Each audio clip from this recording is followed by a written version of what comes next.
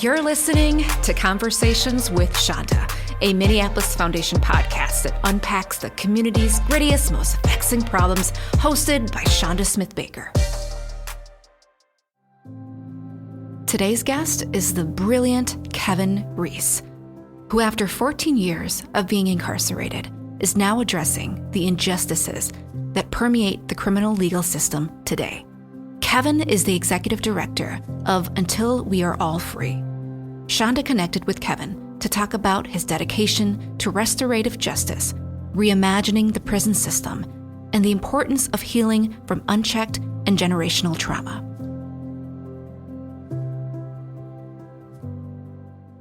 When I was 18 years old, I was involved in a robbery, and during this robbery, someone lost their life. So I went to prison for second-degree felony murder.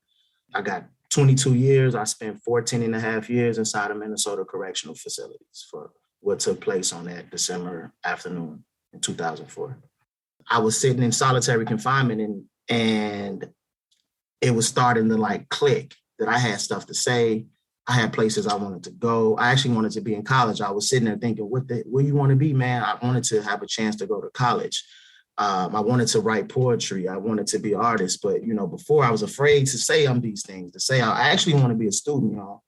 Actually, I write poems, fam. I'm from North Minneapolis, right? It's hard for me to go on the block and tell my homies, hey, y'all want to hear this poem, right? So it hit me when I realized the only pathway to my future was going to be for me to fully step into who I am. It's why I'm here. It was part of, back to my self-discovery, the only way I was able to pay it forward was to say, I must embody restorative justice. I must embody something was taken from community because of my actions. And the only way that I can even give a shot at trying to pay it forward is to dedicate my life to humanity, to other humans, and understanding that I am one that's a part of a collective. So it's at the root of all things that I do. In our school system, and I'm reflecting on my mom too, who I lost in the last, year and a half or so. And my mom would say to me, I would have these moments where I would feel like I was extra smart. And she'd be like, you're not extra smart. There's extra smart people everywhere. They just don't have what you have. There's brilliant people in prison that weren't nurtured in school, right? Don't think the circumstances make someone not smart.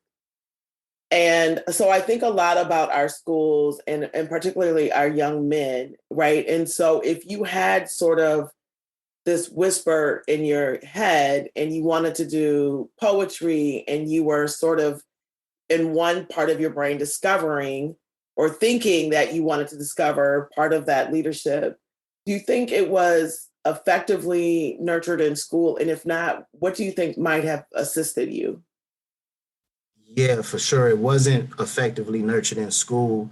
And I think one of the things that would have assisted me if it would have made sense into my real life. So when you're poor and you're a poor child and you come from generational trauma and generational poverty, when you go to school, you're going to a place where they don't speak the same language that the people in your house speak.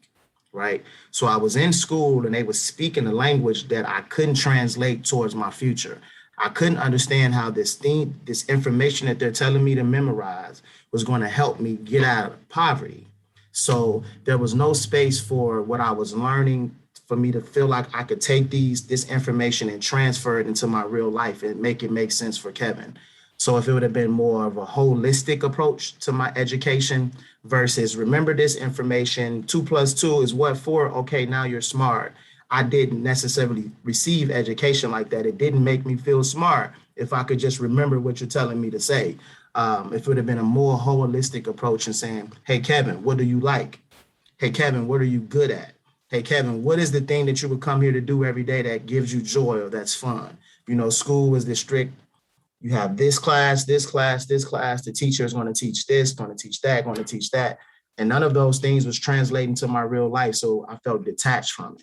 Mm-hmm. And then as you were on this road of sort of discovery and transformation, perhaps in your life, it seems like that was being in jail, being in prison, perhaps was a place where you were able to live more fully into that? Like, were you encountering people that were nurturing that in prison, or what?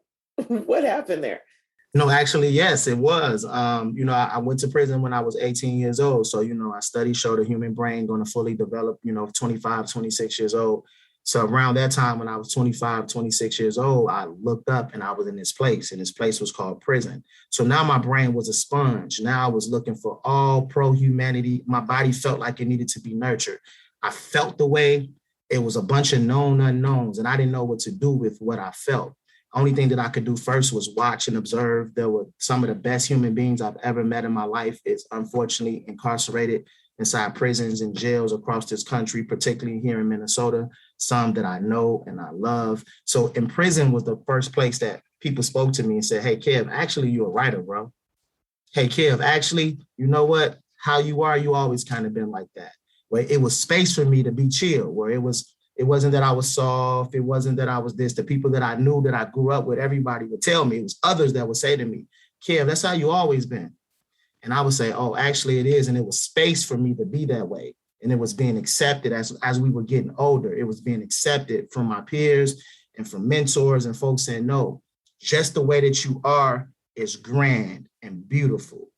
So it gave me permission to continue to be myself and say, oh, myself is valued. Oh, I got more of myself. If y'all like self, I got some more of y'all for you. I got some stuff that I've been burying. I ain't have a place to put it. So in prison was the first place that I had a place to practice stepping into my own and being myself. And I learned a lot from the people that was around me. Yes, for sure.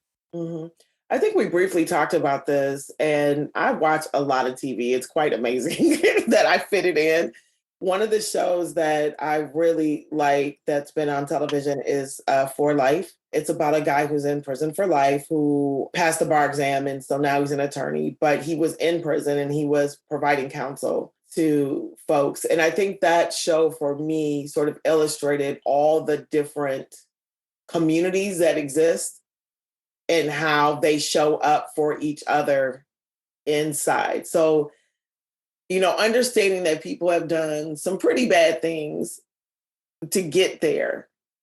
But once you're in there and understanding that bad things still happen in there, right? So I don't want to gloss over any of those things.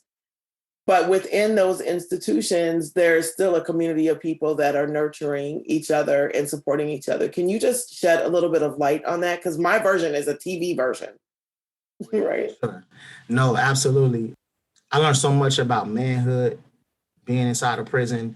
It's nothing like seeing someone in prison with life, right? When I'm a 20-year-old kid, here's this other Black man, he has life. And I used to see that he'll be on the phone all the time. And I used to think, like, he's been here like 20, 30 years. Who the heck is he talking to, right? And then to go in the visiting room and see family members coming to visit folks who have life and they've already been here 20-something years, and to see their family coming up there to still see them and nurture them in that way. It shedded a light on humanity, on this part of humanity that I was never exposed to, because it was like everything says that this human being is disposable. But there's so many people around that's still loving this human being. What is this human being doing, right? So I had to talk to some of the men and say, hey, how do you got life and you still got your family and your friends and you're still walking around with hope? You're encouraging me. Where is this coming from? And it wasn't just one person. It was a culture of that. It was so many men who had took the same road that I've taken now, with completely taking accountability for the actions that led them there. And then right after that, getting back up off the ground and saying, okay, this is my station in life, but that don't mean that I can't actually impact the world from right where I'm at. And that can start by, hey, being nice to the 19-year-old kid that just walked through the door who clearly don't know what's going on. It means making sure no one starved inside of prison. No one starves. We would literally feed each other, white person, Black person, it don't matter. When I was in prison, and if you was hungry and I had food, I'm going to give you food. If you didn't have soap to wash up with, someone would give you soap. If you didn't have deodorant, someone would give you deodorant. It was just the culture there, the culture of taking care of each other. Someone would give a stranger something. And this went across color lines. It went across all of that. And it was just like culture. This is the right thing to do. Someone comes in, they don't have nothing. You got something, you make sure that they're okay. Before I went to prison, I was thinking it was going to be the complete opposite of that. But when I was learning the ropes and how to swim inside of prison, that was the ropes. The ropes was one of mutual respect, one of community, one that each one of us must do what we can to try to take care of each other. And my actions impact what's happening with you and what's happening with you now. This is what's not taking place across the board now. Of course, we got the dark corners of all places that exist, but for the most part, the culture inside of prison was of that. And I was astonished by being there and saying, oh, as I was stepping into my own, these were the things that was required of me, right? To be a steward and to also be a part of the greater good. We were all on a part of a chain. And I also seen fathers in prison sending money to their families. It was where like people, we were in prison, it was the culture inside of Stillwater, like when folks' children's birthday would come by, people would save up their 25-cent an hour paychecks, right? For a period of time. I know my child's birthday in 3 months. So for the next 3 months, I'm finna save every 25 cents and I'm going to send it to my child for their birthday. I actually do this every year. I've seen so many people and I'm like, oh, what? And so it set the tone that, oh, while I'm in prison, I too got a son. I had a son, like, oh, it set the tone saying, okay, I'm incarcerated, but that doesn't mean that I still can't contribute to my family, contribute to raising my son. The culture inside of prison was, you better call your family, you better call your son. People were asking, when the last time you talked to your son? Is where I got it from, where I spent 14 and a half years in prison, and probably 95% of those days, I talked to my son. I talked to him every day while I was in prison. And I got that from watching others. It was the culture inside of it. So you brought up the 25-cent pay. What is the financial system inside of prison, right? Because I hear a lot about the fines and the fees and the phone calls, and there's video visits maybe, or not video visits. Like, do you have a handle on what that is? Yeah, for sure. The financials is when you're poor, right? You're going to make 25 cents an hour at some jobs, up to 50 cents. And if you don't owe any fines or fees, the state will take 10% of every dollar that is sent to you. If your family send you $100, the state will take 10. When you get the money, it's only $90. And if you owe fines and fees or restitution, they're going to take 20% of every dollar that your family sent to you and another 5% surcharge on the back end, right? Everything costs, right? Soap costs, toothpaste costs, deodorant costs, lotion costs, all the things that you need. Of course, the chow hall is no 5-star restaurant at all. So we're like creatures of comfort. So of course you want some things that help you, make you feel comfortable. So you need to buy food, and the price of the food and the wages that you make does not coincide. It's saying that you're going to need family members to send you money in order for you to be able to live comfortably inside of here. You can't live comfortably inside of there from the wages that you make in prison. And then also a lot of the programs that's inside of there is very exploitative. You are contracting with large corporations. The state is contracting with large corporations for your labor. You will see on your paycheck where the state is getting paid $9 an hour or so for your labor, and you are making 50 cents. And they will put it on your pay stub. You will see that your check was really like $400 something, right? You got 80 and the rest went to the state. And you've been in the warehouse slaving overnight for the last 2 weeks, right? And this was considered a good job inside of prison. And this was a good job. The economic system inside of prison is one of exploitation. I feel that prison is like kidnapping and ransom. It's the way it feels. It feels like they take your body, not at your will. No one, signs up. They take your body against your will. And then they tell you, if you want to talk to your family, you got to pay. If you want to eat, you got to pay. So they're holding your body for ransom. And that's the way it feels inside of it. And for the people that say, well, there's things that you could do to avoid being in there, do you think that that's a legitimate response? It has context. Both things can be true, right? Where, yes, that's absolutely true. But the response to the system can also be wrong. What someone did to get in prison can be wrong, very much. And then the system's response to that wrong also is wrong. So I would tell those people that, but saying, yes, that could very well be true. But do we want to live in a world where we have an actual restorative model and someone did something wrong and then we're going to send them to abusers who is going to abuse and exploit them? And guess what? 90%, over 90% of these people will be coming back into our community. So yes, both things are true. The individual have to take accountability for their actions and what landed them there. And then the system who claims to want the greater good and the benefit of the community and public safety, they also have to be held accountable for the way that they treat human beings and the conditions that they're having them live in and transition back out into. For the phone calls and for you staying in touch that 95% of the time with your son, does that also cost? Yeah, every penny. Over the years, the price fluctuated. In some of the prisons, the state of Minnesota actually has some of the lower phone rates though across the country. In some of the prisons, you would pay up to 81 cents for a 15-minute phone call. At one point, it was 37 cents. And we did a bunch of organizing around the prison phone cap. And then the federal FCC changed it. And actually, it lowered in other states, but in Minnesota, it actually rose, right? So we were actually in that actively organizing. And we was like, hey, when they're going to put a cap on the phone prices. And then when they did the numbers, and it came back from Minnesota, actually bad news for you guys. Y'all phone calls are going up. But yes, a phone call costs. You can't make a free phone call unless you call collect, and your family going to have to pay for that too. So you were an organizer inside of prison. Yes. How'd that work out for you? I'm here.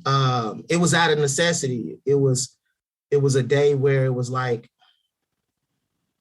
not only am I here, but so many of my friends that I went to school with, we are here. And we're sitting here joking about some of our childhood memories, how we played Sega Genesis at each other's houses. And remember that day at school? Remember that one time at the park? And one day I was just overwhelmed with grief and sadness. We were all in our mid-20s. A lot of us still had years and years to go. I was just overwhelmed with grief and sadness. And it was like, we need to create a place and a space to discuss what got us here, what's keeping us here, and what is it that we need to do to go home, and not only go home, but to be assets and pillars back in our community.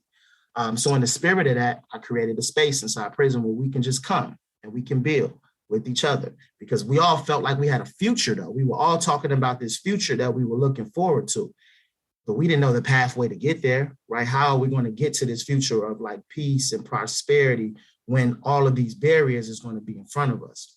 So while in prison, I organized and I did this work. A lot of the times it was contrary to the actual rules of prison, because prison says you can't gather with more than 6 people at one time, right? And it came to a real revolutionary moment when I had to say, listen, I've been held accountable for doing wrong in my life. And they didn't have enough handcuffs or mace or correctional officers to make me stop gathering with my brothers once a week and have these conversations about what got us here, what's keeping us here, and what we needed to do to get out and to be able to bloom into our full selves. So it worked out really well for a lot of us, because it was like this place where so many of us was fed. We used to tell each other we love each other. At the end of every group, we would go around and look each other in the eye and say, I love you, I love you, I love you, I love you. And it was so many brothers that would come to the group and say, man, ain't nobody never told me that they loved me before. And this was astonishing to me, because I'm like, I feel like I grew up in poverty. I came from nothing, but I'm like, we had love. My grandma used to tell me she loved me. My sister and them used to tell me that she loved me. You have so many men like, no, I've never seen love expressed like this in this way. So it benefited us a tremendous amount, but also the system cracked down. There was time I spent my days in solitary confinement inside of prison for organizing. They were saying that I was enterprising, and inside of prison, it's against their policies. So the brother seen me walked away in handcuffs on many a day for doing this thing that we were doing. I don't even know what to ask yet, because that's just is troublesome. The things that I have heard that you can go to solitary for in prison have been surprising to me. I don't know if they're all true, right? Because I'm TV watcher. I mean, I read a lot, and I was reading, I can't even remember the name of the book, but there was a journalist that pretended to be, he went and worked in a prison and chronicled it and did a book, right? So he was talking about, like, if certain books are read, if they're snuck in, you can go to solitary, or if you're organizing in a certain way, or if you're talking about certain things, Is this a true reflection here in Minnesota? Absolutely. Inside of Minnesota, there's an actual list of books that you can't receive. And none of these books is titled Kill Everybody, Blow Up the Prison, right? There are actually like revolutionary books or just like some books of poetry that they get to make this blacklist of books that's not accepted into the facility. And also the books that's accepted into the facility is at the discretion of the actual officer that opens up the box, right? I've had books denied because the officer personal opinion was that this posed a security threat to the institution, right? Particularly when we're talking about any Afrocentric books. I've had so many Afrocentric books. They used to deny Dr. Naeem Akbar books to me, right? And say that this is a security threat to the prison. So yes, it's actually true that they monitor the information that you can have inside a prison. And if you're caught with certain books, you will go to solitary confinement. It's a yes. I remember reading that book, and several of the books that were mentioned were there on my bookshelf. Yeah. And I've seen it was a tragedy because it was books that I've had, and I would order them over because I used to give my books away, and it was certain books that I would have for my collection because you ain't read a book until you read it twice. That's how I feel, right? And it would be books that I already got, and it would be another officer telling me, oh, this time we can't get it. It's a security threat. So picture how that felt when I felt like it was a personal oppression of me, when I knew that this was one individual's discretion over this information that I'm saying that I want to read for my own self-development. It's a real thing. Yeah. And how does education work in our prison system here? So you went in at 18. Were you able to take college courses? Is that available to everyone, or what is that system? No, it's not available to everyone. It's now it has changed. I was in prison over a decade ago. We're back to progress. We're making progress, so things are shifting. But in the early 2000s, when I first got to prison, no, the way that the college courses were set up, you had to have under 10 years, under 5 years. You couldn't be in prison for violent crime. So there was a bunch of criteria and barriers that excluded a lot of folks from being able to actually take the college courses, right? While I was I didn't get a GED. I got my high school diploma while I was in prison. They got trade courses where you can learn carpentry, where you can learn flooring and drywalling and things like that. One of the things that we would hear back from other people that was released after doing those programs, which was beginning to take the out of the programs, was, man, I did that in there and I thought I got a certificate.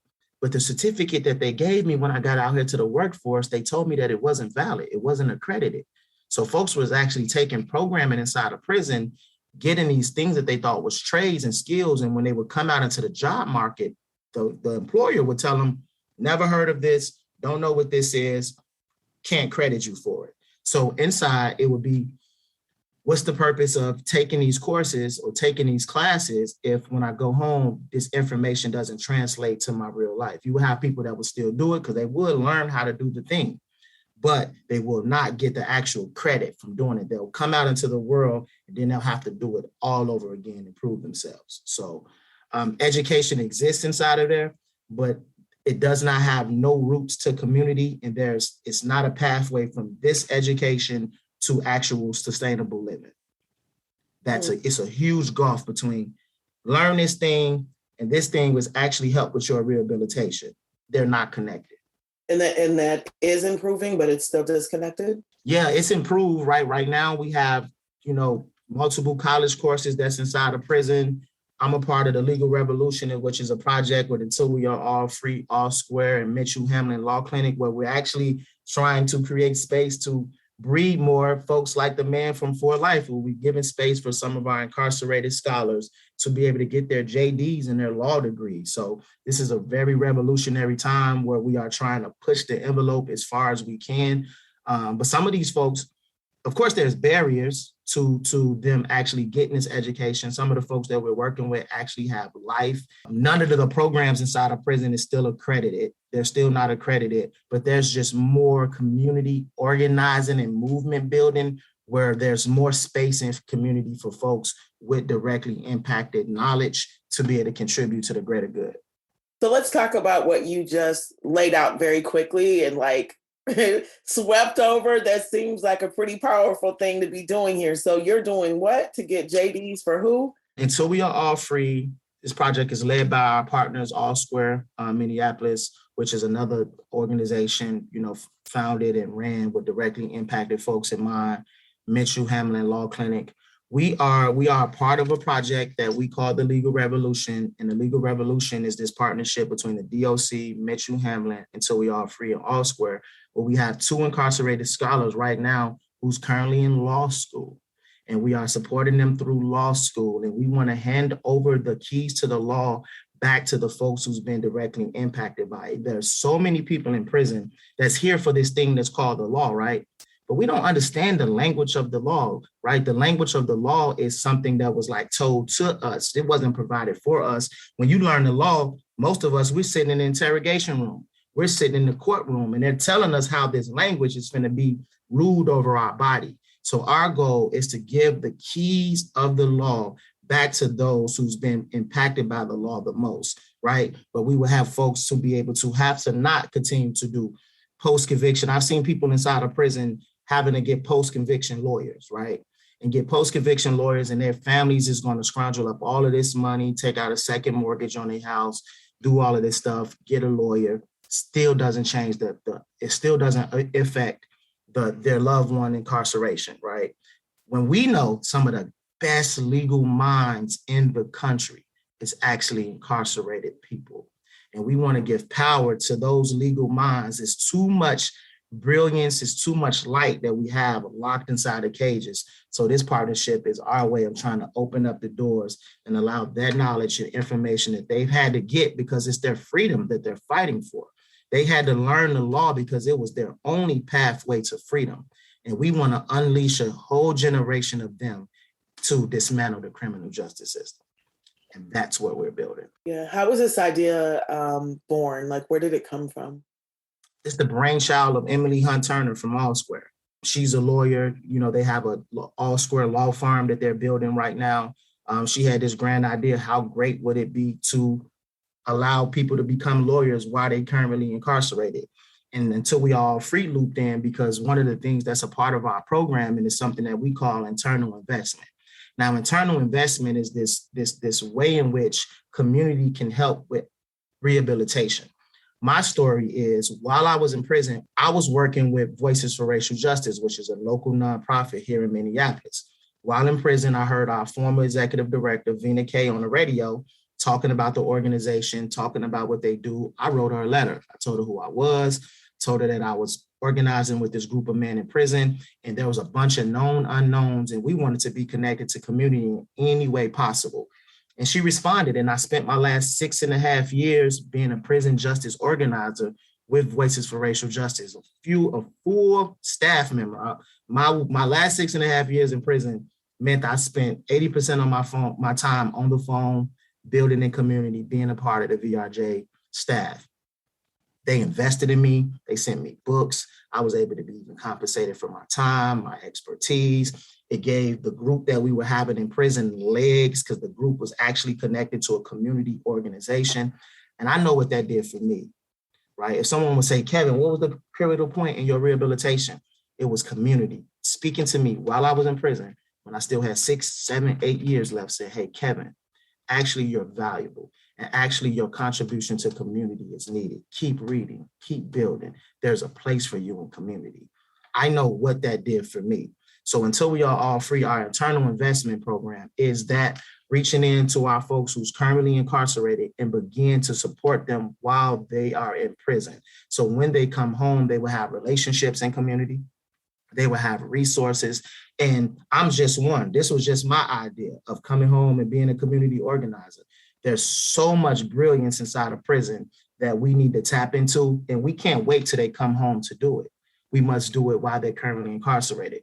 So Until We Are All Free, that's the role that we play with the Legal Revolution. We give internal investment to our legal scholars, which means we're sending them all of the information that they need, making sure that they're able to join us for all of our meetings, connecting them to other community members, making sure that they're having one-on-ones.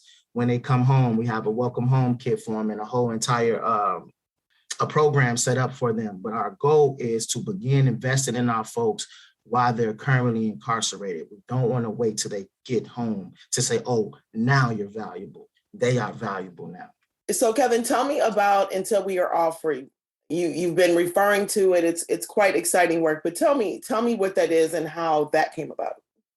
So Until We Are All Free is the prayer that I left at the door when I left prison July 11th, 2019.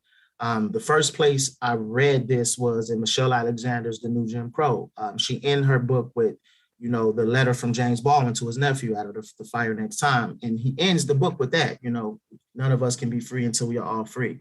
Drop the book. I remember dropping the book and having chills. This is in like 2012, dropping the book and having chills.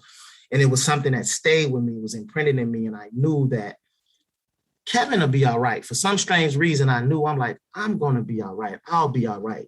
But I can't be all right alone. So Until We Are All Free was my approach to all of the collective organizing that I was doing inside of prison. So when I came home in 2019, I originally established Until We Are All Free as a consulting group, because there was so many people that was reaching out to me to tell my story, to do this, to say, hey, Kev, can I pick your brain? Tell me all the grandest things you know. Tell me the worst day of your life.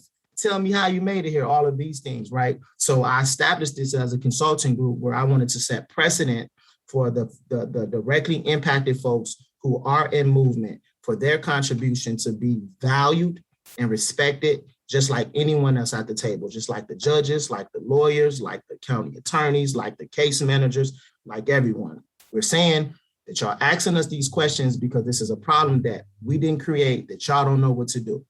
And they're saying that we can't do it without the contribution of these people's expertise.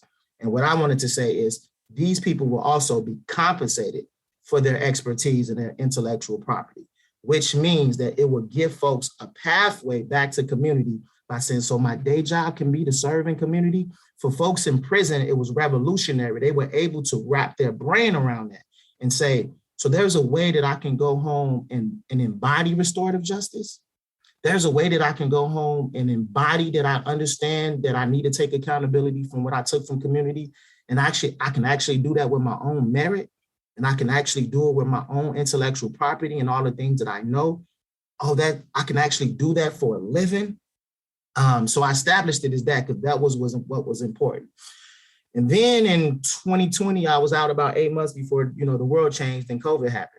So when COVID happened, I was currently still director of criminal justice at Voices for Racial Justice.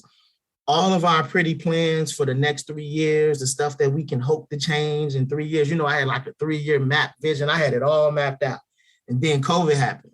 Then the phone calls, like the first weeks of COVID, how we were all scared. We didn't know what this meant. You get it, you die. So I started getting phone calls from folks, my brothers and sisters in prison, saying, I'm afraid that I'm about to die. I don't know what's happening. So all of the needs that we thought that if we can change this thing in 3 years, it'll be grand, it all like merged to now. And then the needs in community, they arose. I forgot how many people I know, right? So if you do 14 and a half years in prison, I forgot how many people that I know and how many people that they were connected to. So it was just a day that I woke up and I had like over 90 something missed text messages from family and friends and people that I did time with. The thread went like this. Some people were saying, hey, I have these resources. Do you know where they can go? The next person was saying, hey, I need this thing, right? So it organically just was like, I forgot how many people that I know. And I wanted to, I left my role at Voices for Racial Justice to fully focus on Until We Are All Free, because the needs of the people, like my generation was saying, we need a place to call our own. We need a place to be able to fully bloom into ourselves. We need a landing spot and a launching pad. So I chose to found this organization, and I want to continue to create space and capacity for those who are currently incarcerated, post-incarceration, to know that whatever your dreams are, whatever the light is, whatever the thing is that you do, that there is space for you in community for you to do it. And I founded this organization to be a walking, talking embodiment of that in a nutshell. So we've officially been around since April of this year of 2021, officially filed our 501c3. We operated as an LLC for like 18 months. In April of 2021, we officially, got our nonprofit status. And now we're currently building our internal organization, making sure that everything internally is in place and building the resources that we need to run our full programming. Mm-hmm. And when you say we, who else is involved?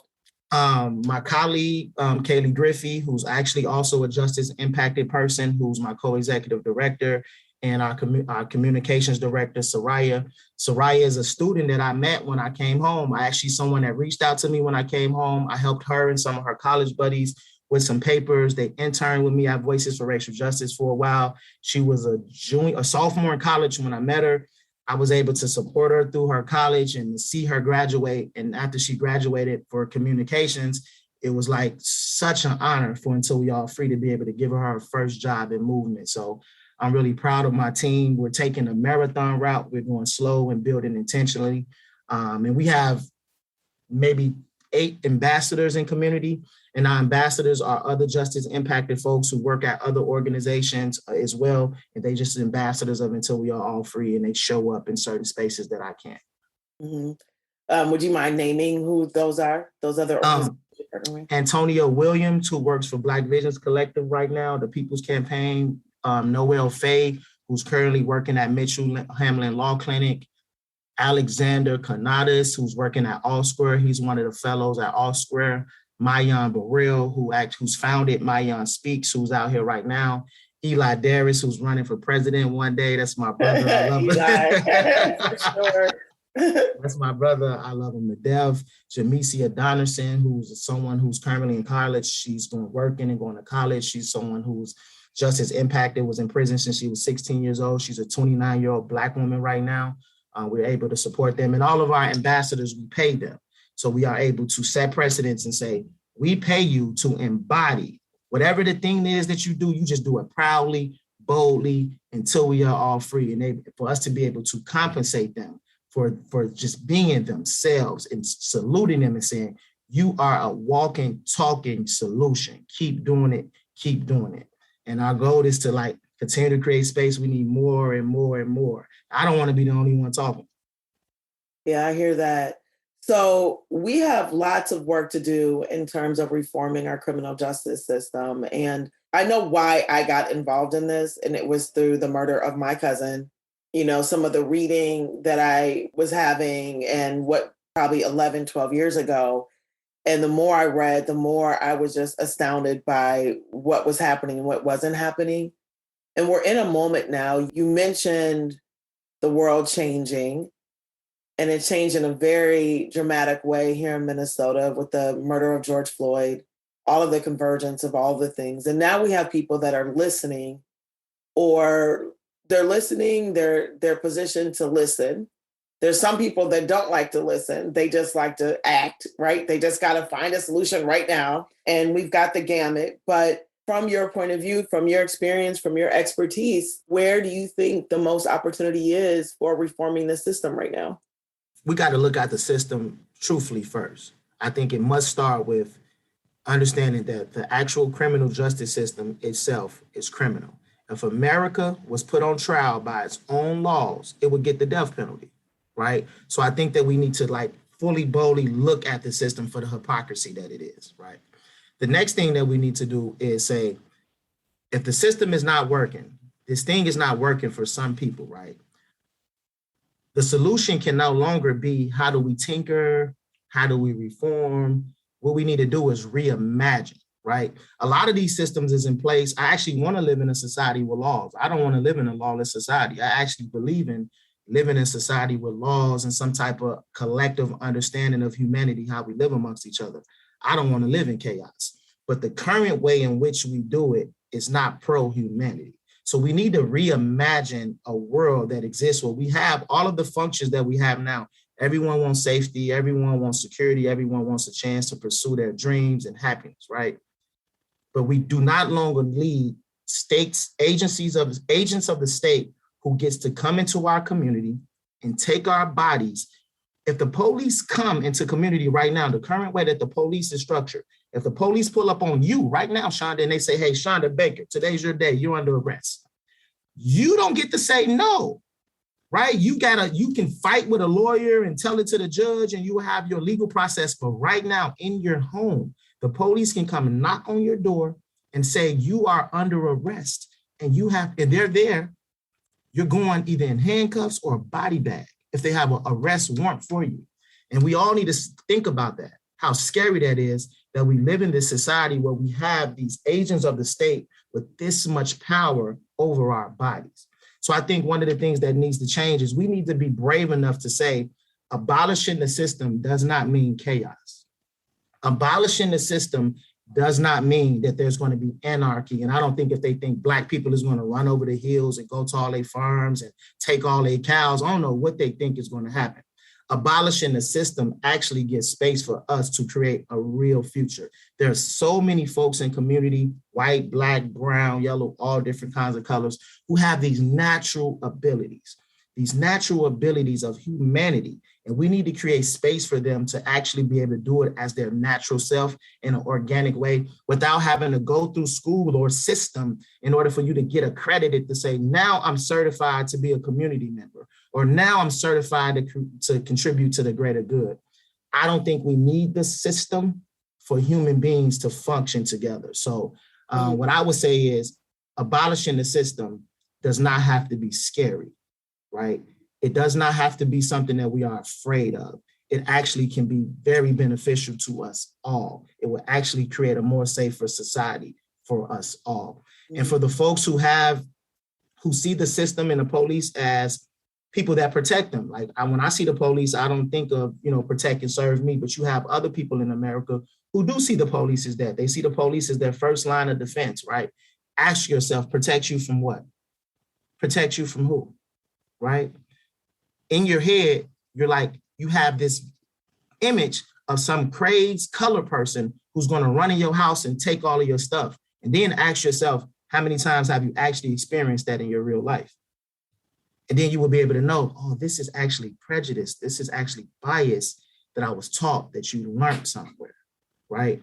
We don't see the police as protecting and serve us because we have all of this history, all of these examples of the times that they didn't. So we have a reason to not trust the system, right?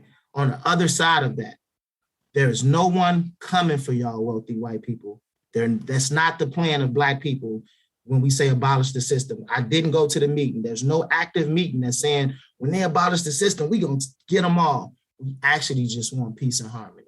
And the system is actually a barrier to us right now to get there. So speaking as a fellow Northsider, not an abolitionist. Pray for us. Just pray for us. Ooh. Pray for us right now. But so I'm not an abolitionist, right? I think I'm bold in how I think about things. And maybe my imagination isn't yet big enough to see it without the structure of policing, right? What I can imagine, however, is like, I have family members that are that are police officers, and I have others that I know that have respect for us, that show up for the kids, that model, that, engage community in the ways that I think we're aiming for. And in a moment where we're seeing the levels of violence, right? Because I agree with you, right? Like there is a whole system that is organized, a belief system that there's going to be the scary Black man that's going to come and get you, right? Like I know this, right? And I also live in a community where, the FBI report just came out, 30% increase in violent crimes across the nation, right? I was driving home the other day and I was like, I prayed all the way. And I don't even go. It's tough. Yeah, I slide real light over north. So I'm just saying, like, if something happens to me, mine, and others that live near me and beyond me, I want to know that someone is going to show up, right? I want to know, right? And there's a lot of things I want to know about that, right? I want to know that they're going to show up and then not turn the gun at my sons. I want to know that they're going to show up and protect me and not assume that I'm the culprit. I want to know, there's a lot of I want to knows in the scenario. And I think the uncertainty of how they might show up is where my angst is. But in some situations, I might take the gamble if I feel like my life is in danger, right? So speak to me, because I'm not the abolitionist now. Like I need someone to roll up with some sirens and be ready. No, for sure. I think it's just we see a perpetuating cycle. So it's a tragedy what's happening. Like, really pray for North Minneapolis. My Black body don't feel safe in North Minneapolis. This has been a horrible year for my Black body. My anxiety has been as worse as it's ever been. I don't feel safe. Every day before I go out, I pray. I look like this. I be smiling. I'm happy and stuff. It's like same thing. I'm a brother. I'm an uncle. I'm a father. Can't nothing happen to me. You hear me? So it is a real thing that's happening in our community right now where even my Black body don't feel safe. But what's happening is this perpetuating cycle. So what's happening right now is similar to what happened in the 80s with the war on drugs and the rise of mass incarceration. The uptick in violence and what happened in our community, the actual community members didn't feel safe no more. So we didn't know who to turn to. So it was this huge push around, we got to lock them up. We got to get them off the streets. And this was like the rise of tough on crime, like rhetoric. And you have folks in community who was actually agreeing with it. Why? Because they live in Uzi just shot through their house. You got 3-year-olds getting killed. And these people's fears wasn't not coming out of nowhere. There were tragedies happening in community where their blocks and their communities actually turned to war zones.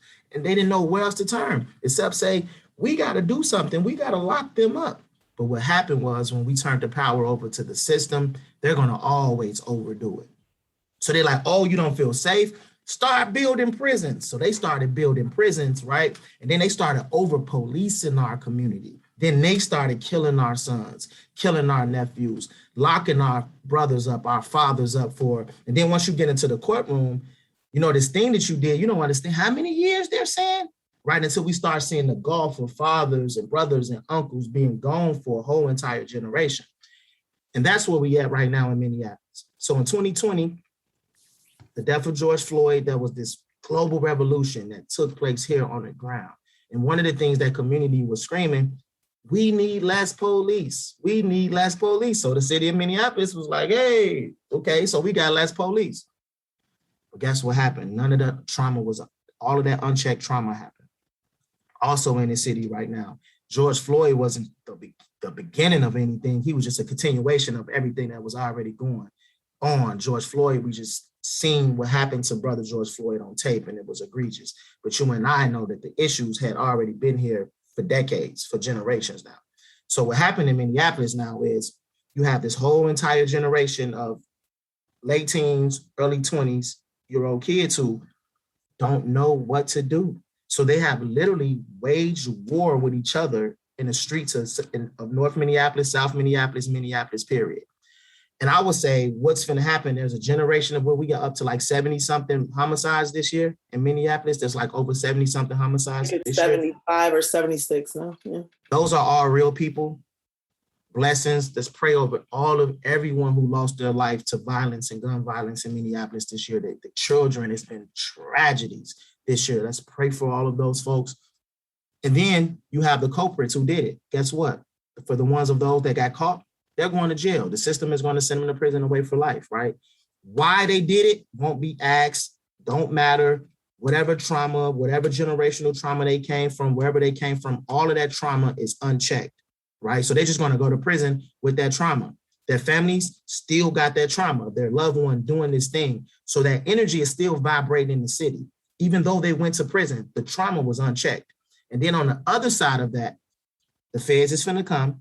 And 2022 is going to be a year of sweeping indictments in Minneapolis for the rest of them, right? So what's going to happen, there's another generation that's going to be dead and in jail, but all of the trauma is still unchecked, right? There was still no place to say, why, what is this? So they just went to jail with all their trauma. The family members who lost loved ones, sitting with their trauma. My family lost one of my female cousins was killed this year. She was murdered and dropped in an alley this year in North Minneapolis. Guess what? I did time with the person who did it. So when his picture came out, I actually knew this man. I actually did time with him. A tragedy. Guess what? He's just going to prison. I knew bro was crazy. Pardon my French. But guess what? He's just finna get held accountable. He's going to prison and all of that trauma. And whatever it took for him to do that is unchecked.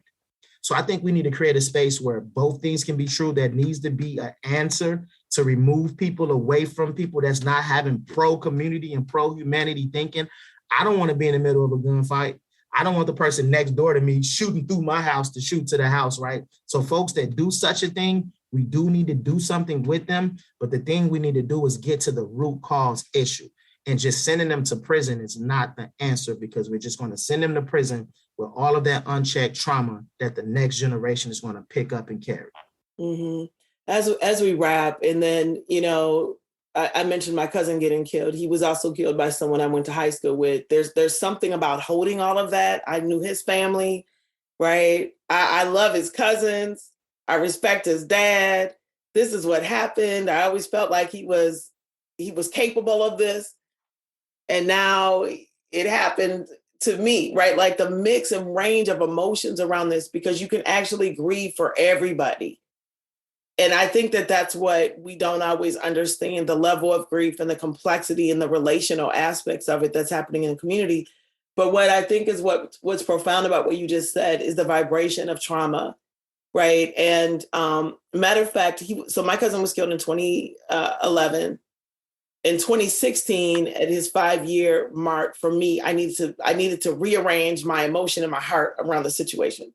So I did a gun buyback in the city of Minneapolis, and I started Art as My Weapon that Nikki McComb now leads. And she owns it now. She moved on with it. And the idea is how do we take something tragic and be creative around spreading the message?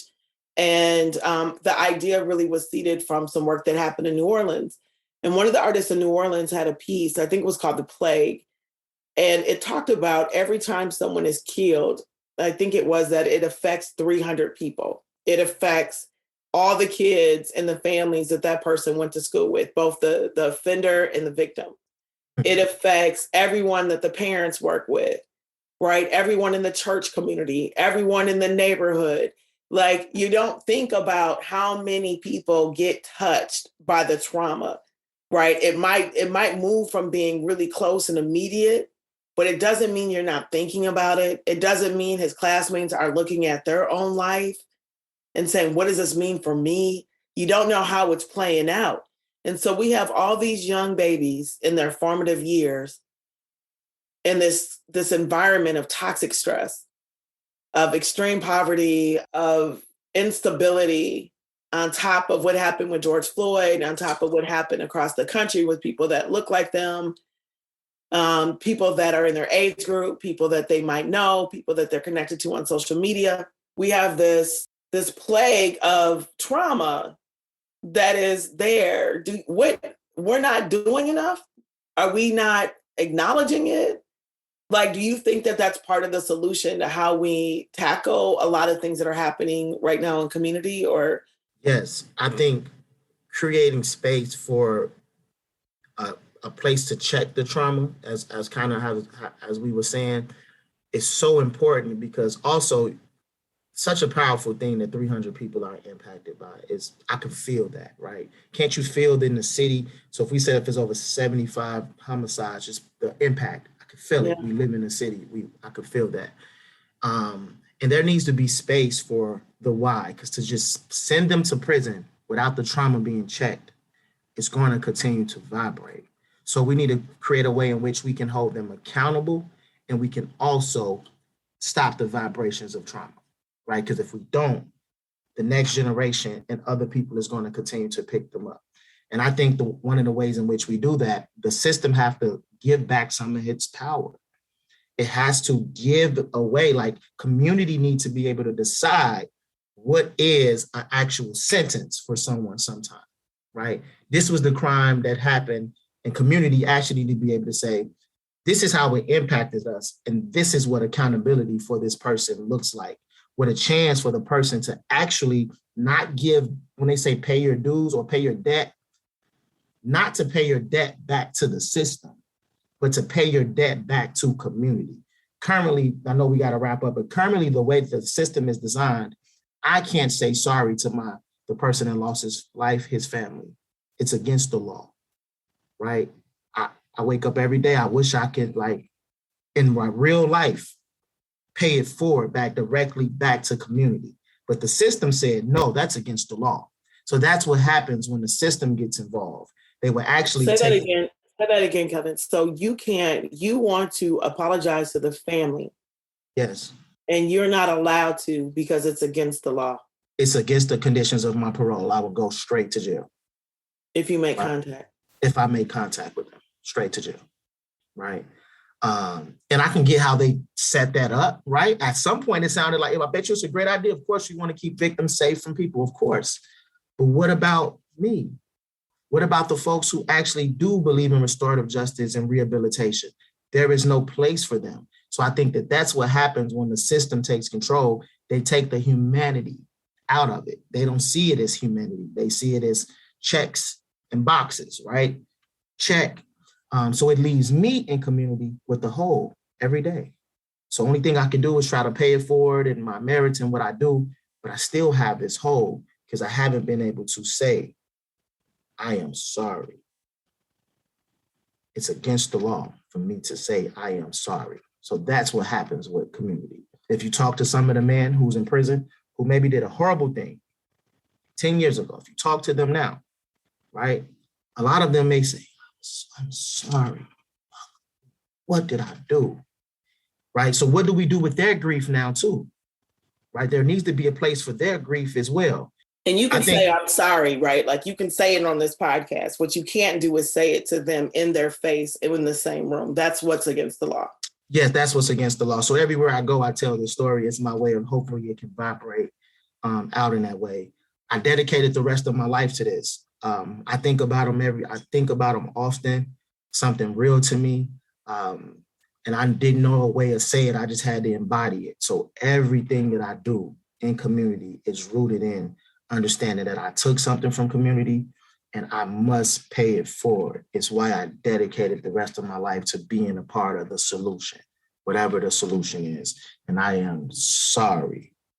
I am sorry. There is nothing else left to be said. I appreciate you, sir, and your time, your commitment, the value and the expertise that you bring to the community.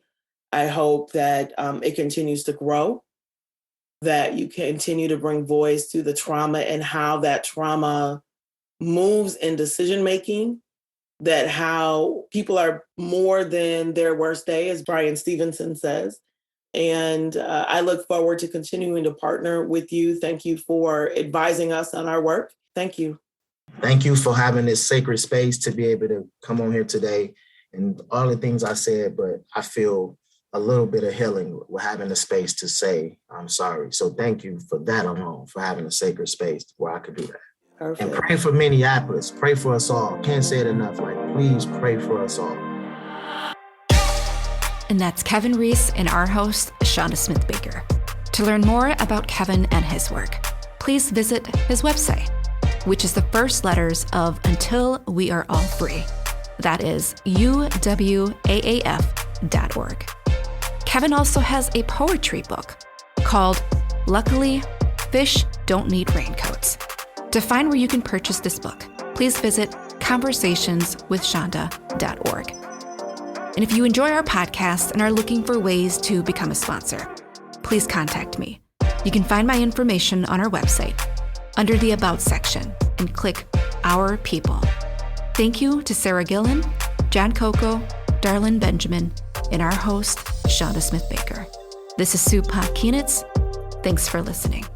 I'll now talk to you soon.